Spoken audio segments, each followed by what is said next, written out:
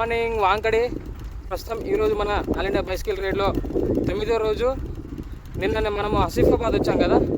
ఆసిఫాబాద్లో మన cycle collect చేసుకొని మొత్తం ప్యాకింగ్ చేసుకొని ఆసిఫాబాద్ నుంచి 14 కిలోమీటర్ల వాంకడి అనే విలేజ్లో నైట్ అయితే స్టే చేసాము. మహారాష్ట్ర బార్డర్కి అయితే ఎంటర్ అవుతున్నాము. వాంకడి కాన్ నుంచి మహారాష్ట్ర బార్డర్కి 10 to 12 కిలోమీటర్స్ ఫ్రెండ్స్.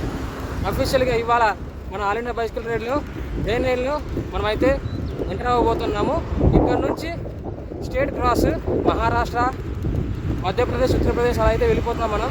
మీరు మాత్రం తప్పకుండా మన ఛానల్ని లైక్ చేయండి, షేర్ చేయండి, సబ్స్క్రైబ్ చేయండి. పక్కన ఉన్న గంట సింబల్ని యాక్టివేట్ చేసుకోండి. మీ ఫ్రెండ్స్కి కూడా షేర్ చేసి సబ్స్క్రైబ్ చేయండి. మీ సపోర్ట్ తప్పకుండా నాకు ఉండాలి. మీ సపోర్ట్ ఉన్న రోజులు నేను ఇలాగే కంటిన్యూగా మన ఆల్ ఇండియా బైసికల్ రైడ్ అయితే చేస్తాను. ప్రస్తుతానికి నేను నాగ్పూర్ హైవే మీద ఉన్నా కదా.